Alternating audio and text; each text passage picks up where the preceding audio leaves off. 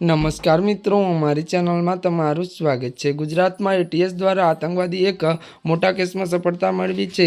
એટીએસે team નડિયાદથી ત્યારે બે લોકોની ધરપકડ કરી છે, જેઓ ભારતીય સરકારી વેબસાઇટ પર સાયબર હુમલાના સંડોવાયેલા હોવાનું સામે આવ્યું છે। વધુ વાત કરવામાં આવે તો આરોપી જેડાદી ત્યારે વિચારધારી પ્રેરિત હોવાનું પણ પ્રાથમિક તપાસમાં જાણવા મળ્યું છે।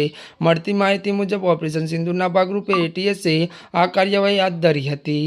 જોકે આરોપીઓના ત્યારે વિદેશી અને દેશ વિરુદ્ધ જૂથ સાથે જોડાયેલો ભારતીય ત્યારે મિત્રો ડિફેન્સ એવિયન્સ અને ત્યારે કેન્દ્ર સરકારની વેબસાઇટને નિશાન બનાવી હતી। આરોપી જાસિમ અંજારી અને તેનો આ સાથે નડિયાદના રહેવાસી છે।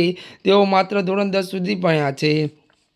વધુ વાત કરવામાં આવે તો પરંતુ યુટ્યુબ અને અન્ય ઓનલાઈન પ્લેટફોર્મ મદદથી ડેકિંગના કૌશલ્યોમાં નિપુણ થયા અને બંને છેલ્લા 6 થી 8 મહિના સક્રિય હતા અને ટેલિગ્રામ જેવા પ્લેટફોર્મ વિરુદ્ધ સામગ્રી ત્યારે મિત્રો દેશ વિરુદ્ધ સામગ્રી વેચતા હતા। ત્યારે મિત્રો આજના માટે બસ આટલું જ। અમારી ચેનલમાં નવા હોય તો અમારી ચેનલને લાઇક, શેર અને સબસ્ક્રાઈબ કરી દેજો। ધન્યવાદ।